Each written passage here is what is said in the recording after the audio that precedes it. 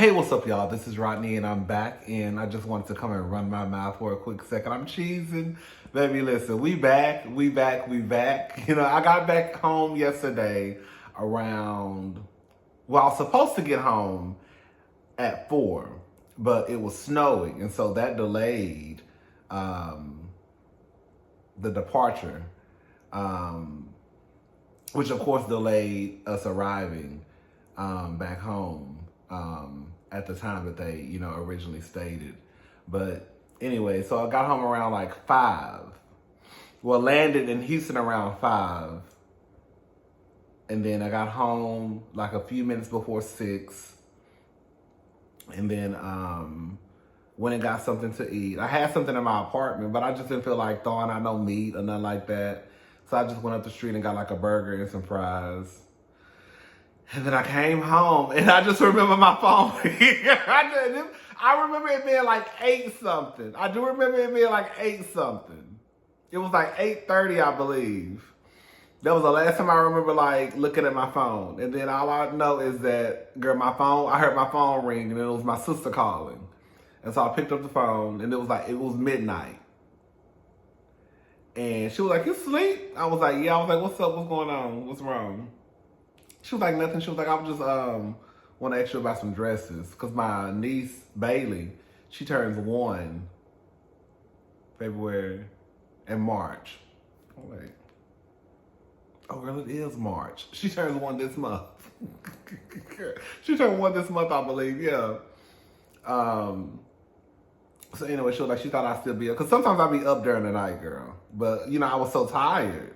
So anyways, I just remember, girl, getting out the bed, taking them clothes off, and getting right back in the bed and going to sleep, girl. And then I woke up today around like 9 something. And I'm up. I feel so good because I didn't get any sleep the last night.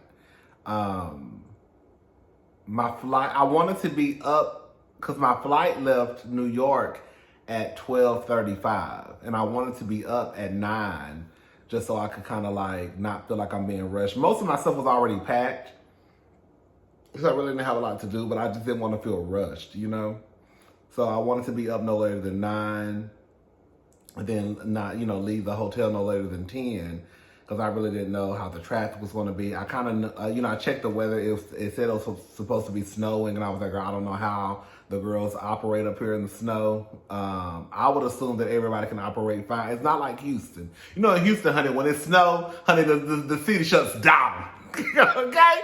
Girl, when it drizzle, baby, girl, it doesn't even got the drizzle.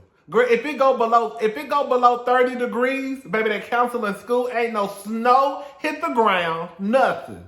All they know is it's 29 degrees. Cancel school. The grocery store is halfway closed, right?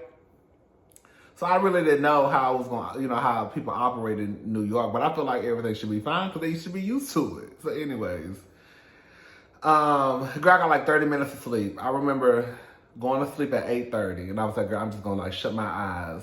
And my alarm went off at 9 a.m. I was like, oh, girl, I felt like I was just starting to get into that good sleep. And then the alarm went off. I said, oh. So I got 30 minutes of sleep that whole night. And then I couldn't go to sleep on the plane. I flew Southwest, but that seat was so uncomfortable, girl. It felt like I was on Spirit. Girl, I said, girl, I should have just, girl, I couldn't get no sleep on that plane. Back was killing me. Anyways, we back, girl. We made it home safely, thank God. Y'all, for those who don't know, I love going places. I hate flying. I hate that like I don't have no control. I don't have no control. Cause I don't know what this white man, it's usually some white man who's flying the plane. I think I've seen one white woman. I don't think I've ever had a pilot that was black. Ain't that sad? But it's usually some white man, flying the plane. And I'm always nervous because I just don't know, like, girl, what's she gonna do? Girl, is this man drunk? Because we be hearing stories of these pilots coming to work drunk, right? So I don't be having time. So I already be nervous boots. I just be like, girl, please just get me home. That's all I want to do. That's all I want to do. Anyways, child, we made it home. We good. Now I just got to unpack these bags. I brought 2 suitcases. Even Brittany was like, Rodney, You took two. You checked in two. Babe, I checked in 2 bags. I brought so many clothes and shoes and boots. I brought 3 pairs of boots, 3 pairs of tennis shoes. I brought a blazer. I brought 2 big coats. I brought 2 blue jean jackets. I brought like 8 pairs of pants. I took so much stuff because I was checking the weather too. And the weather had me so confused. Girl, one minute they said it was going to be 30 degrees. The next day they said it was going to be 69. Girl, what? How you go from 30 to 69? That's just a big ass jump. So I was bringing all types of clothes because I really didn't know what to expect. Let's go and get into hot topics. I'm running my mouth. All right. So, who are we talking about? You know what? Let's go ahead and talk about Kandi and Nene. Okay, so Kandi had a show that premiered on Sunday, Kandi and the Gang. I think the show is absolutely cute. I do. You know, I like Kandi. You know, the one big thing that I dislike about Kandi is that she gives Portia a pass. Every time I look up, I see Kandi and Portia somewhere together, and Kandi got her hand around Portia's waist. And I'm like, girl, you need to bring your hand up a little bit more. Go up, go up, go up, go up, go up, go to the front, go to the front, go to the front, and put your hand around her neck and choke her. Like, y'all, ain't nobody gonna ever get me to understand how Portia could have done what she did, her and Phaedra, and Portia got a pass. You know what it is? Just like the diva said, the way that people excuse Portia's behavior, it's almost like you would assume, and this is no tea, no shade, not to be mean, you would assume that Portia is like special needs. That's how, that's how people gave her so many passes, like she was kind of like a special needs girl. You know, when someone has developmental issues, you kind of give them oh, you know, that's the Portia. Anyways, girl, so Kandi had a show that came on Sunday. The ratings, to some people, were not the best. They were actually lower than what I expected. I'm going to be honest. I was like, oh, I think it was like 4. I have it right here, I believe. Yes, I sure do. Come on for being prepared. 491,000. I think that's the lowest that she has ever premiered on one of her specials or spinoffs, whatever you want to call it. To me, I don't think it's necessarily bad. I feel like Kandi and the Gang, that's not a bad show. It's really not, y'all. It's actually a very, very good show with seems like a solid cast. If Vanderpump Rules, okay? If Vanderpump Rules can be on for as long as they've been on, then Kandi and the Gang can have that same type of longevity. They really could. Now, the cast may switch up throughout the years, but even then, you really don't have to switch up the cast. Girl, the girls on Vanderpump Rules, half of them didn't even work at Pump or Sir no more. It was still the cast, right? I think that people should give the show a chance. Of course, when you think about, you factor in some of the things why some of these other shows probably got higher premiere ratings. I mean, girl, the truth of the matter is Kandi's show was coming in after, I think, On the Heels. Or I don't think it had a strong, you know, like, for example, like, sometimes when they premiere these shows, they usually will premiere a show after a hit show. So, like, they may have a show come on after Real Housewives of Atlanta, because they know Real Housewives of Atlanta may have a strong crowd. So let's go ahead and place this show after Real Housewives of Atlanta. It is what it is. I think the show has potential to stick around for a while, even with the numbers being as low as they were. Nene Leakes comes into the goddamn situation. Nene, you never win when you play dirty. Okay? So someone put Kandi and the Gang flopped with 69th place. You can never win when you play dirty. Stay woke. Nene Leakes 4/22/19. At Nene Leakes, hashtag boycott Bravo, hashtag boycott all things Comcast, hashtag free Nene Leakes. And then someone put, I refuse to watch for many reasons, and I've always believed Nene Leakes. She is missed. And then Nene came back and said, thank you. And then she also put, listen, you already know. This is my problem with Nene. And one of my issues with Kandi is a go along to get along type of girl. Like, Kandi really not going to come out and say nothing bad about Portia, right? It's always going to be something very, oh no, you know, like when Andy asked her about Portia's show, it was very much, oh, you know, it was entertaining to me, right? Knowing her age, she probably was thinking it was a hot ass mess. So do I expect people to really come out and bad mouth the other housewives? I guess not, because it's kind of like, girl, where would they really get you, right? I wish Nene kind of took the same route sometimes. Nene has this, I guess one of her things is I keep it real, but who are you keeping it real to? Like, at what expense? Like, sometimes keeping it real, Nene, will get your ass in the unemployment line. Like, she has this thing about keeping it real, and I keep it real, and I this, and I'm this, and girl, you don't have to respond to these type of comments online. Nene gets, I'm sure, thousands of comments per day, or hundreds of comments per day. And these are the ones that you chose to respond to. When you could have been just a team player and probably tweeted something nice or responded to a tweet that was probably nice about Kandi's show. Now, I guess somebody could argue, girl, they don't fuck with each other like that. Because the truth of the matter is Nene and Kandi do not fool with it. Girl, we see each other, right? But all I'm trying to say is with Nene moving the way that she moves and doing slick stuff like this, where is this getting Nene? And Nene has her claims of what happened at Bravo, but the truth is, if Bravo knocked on Nene's door today, she would go running back to Bravo. So I don't really know how true those claims are, right? Because I know that Nene wants to go back and work at Bravo. The real gag is, while you over here talking about Kandi and her ratings, girl, your black ass is over there at BET, girl, trying to shoot some goddamn College Hill spinoff.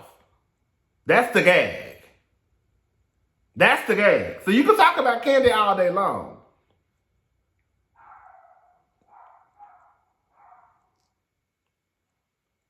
You can talk about Kandi all day long. I just wish Nene moved differently. Like, girl, you always getting in your way. And if you really think, and the gag is, if you really think that Kandi runs stuff at Bravo or Kandi is untouchable at Bravo, then bitch, you ain't learned your lesson. You still going after the bitch who's untouchable?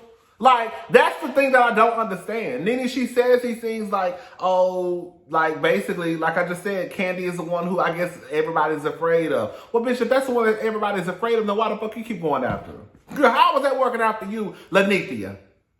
How was that working after you going after Kandi? I really want to know. Because you would think you would try to get with the winning team. Girl. I think sometimes in life, and this is just what it comes down to, you can call it what you want to call it, sometimes you do have to bite your tongue. You do. You do. But Nene, again, she has this allegiance, I think, to some of her fans where it's like, I'm going to always keep it real. Girl, keeping it real got your ass booted off your goddamn show, right? And now you running around here with Big Freedom. And Ray J. And Dream Dog. Girl, and TSU. Talk about I ain't finished my degree. Girl, let's go ahead and shoot this.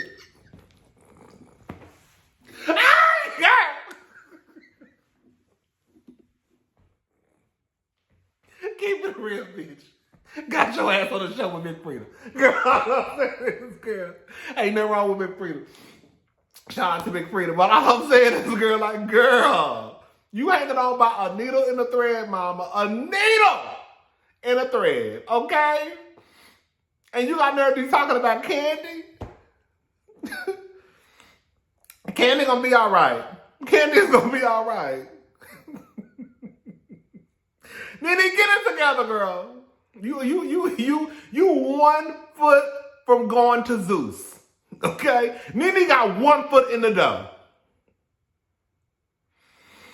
Girl. Anyways, who else we talking about?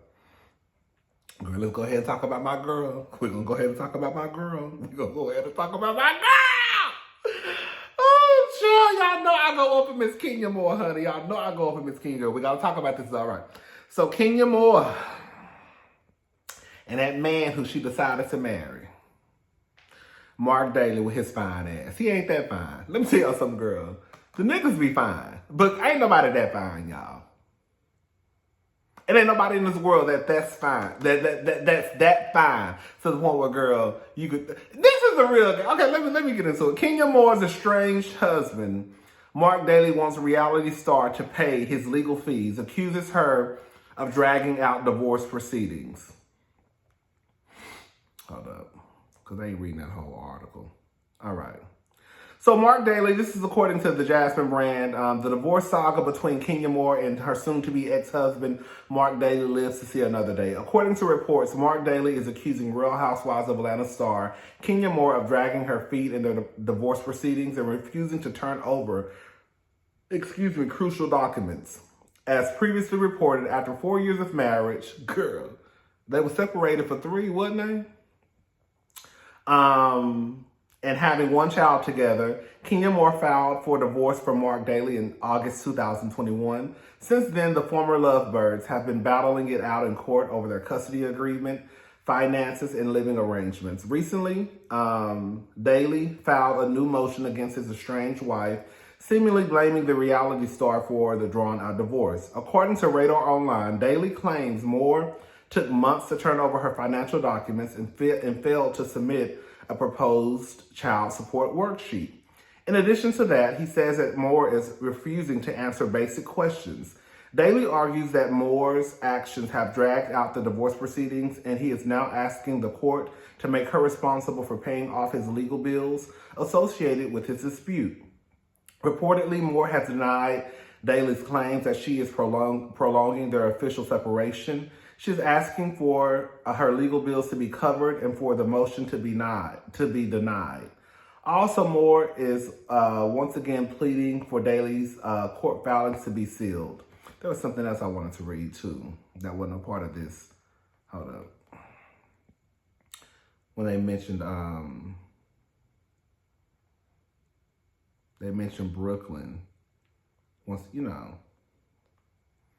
Brooklyn not being able to shoot on the show. But the judge basically. Anyways, girl, y'all remember when Brooklyn couldn't be on the show? Because Marc. This is what it comes down to, okay? I don't trust nothing that comes out of Marc's mouth. That nigga is trash. Sorry, Kenya, girl. Your husband, your baby daddy is trash. The real gag is this. The thing that I don't understand is how people can be so quick to come to Marc's defense when y'all saw the way that Marc treated Kenya. Now, some of you will say, oh, that was Kenya's karma, right? But for you to even say, because a lot of y'all think, a lot of us grew up believing that there's only like bad karma, right?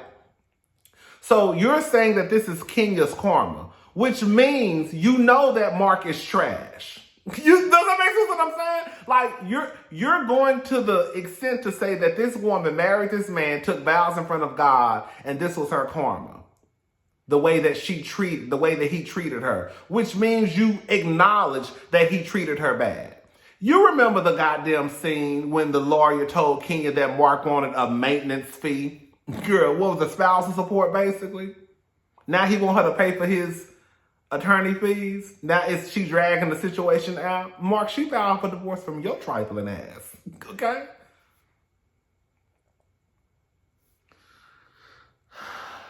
Like I put online, I hope that Brooklyn, even though it's going to be years from now, I hope that Brooklyn never gets involved with a man like her daddy.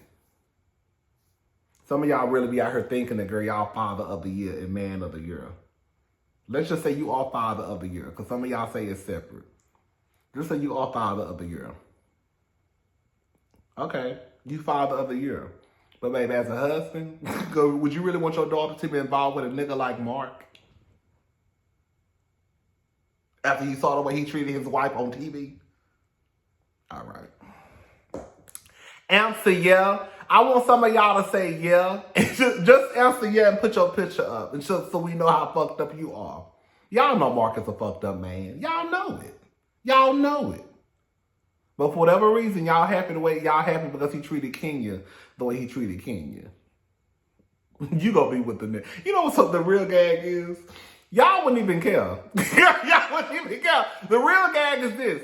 Y'all could see the way that Marc treated Kenya, and y'all wouldn't even care. Y'all was still gonna be with the nigga. That ain't got nothing to do with me. What that got to do with me? He treated her like that. Okay, girl. He gonna treat you the same way, too. Who else? I think that's it for Housewives news. This video getting longer than what it needs to be. Yeah, I think that's it for Housewives. Kandi, Nene, Kenya, Marc. You know who I wanted to talk about? Heather Dubrow.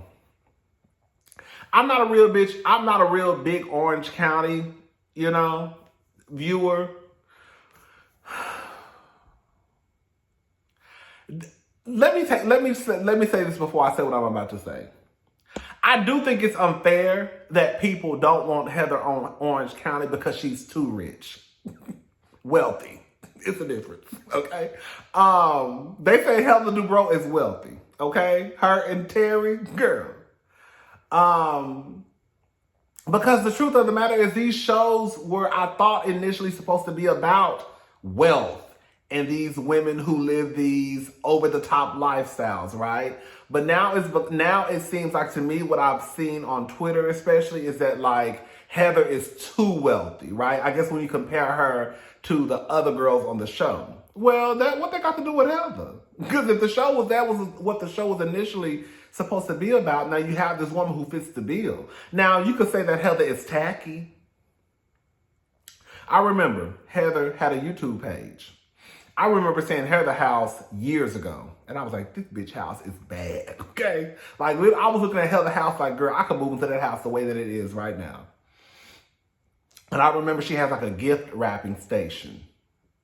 And I remember her saying that whenever they give gifts, like they literally had their last name on bags. They had like kind of like shopping bags. Like when you go like to Saks or Nordstrom or whatever, the names be on the bag. Anywhere you go in the mall, girl.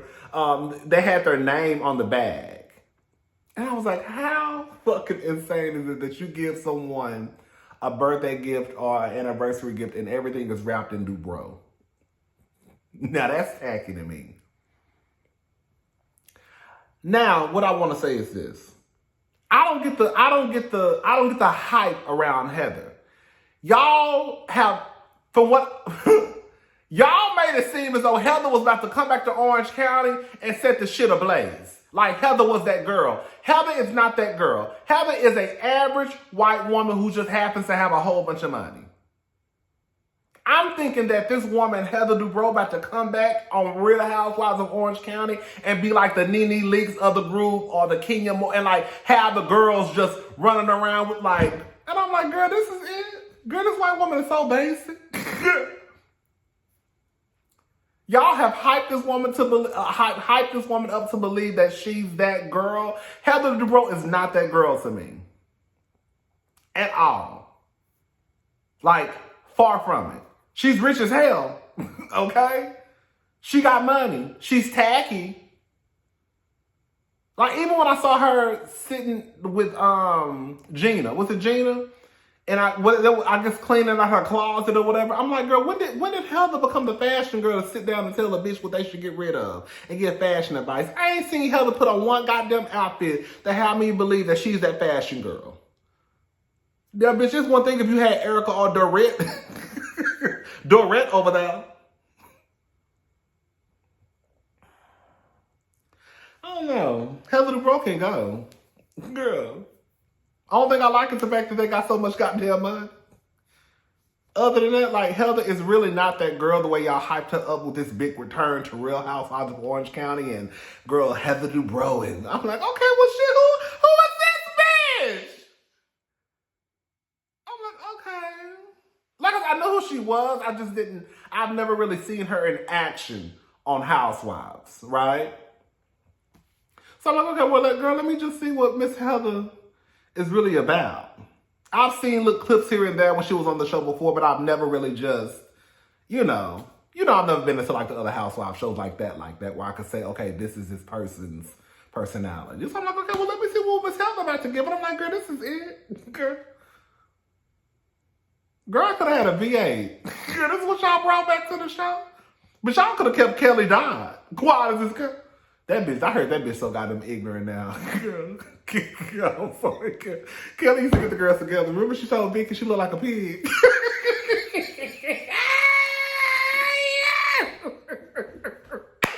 Kelly used to be all day. And I heard that Kelly and Heather don't like each other. I don't know who did that. I don't know who did that casting over there. They fucked up. If Heather and Kelly don't like each other, why would you get rid of Kelly?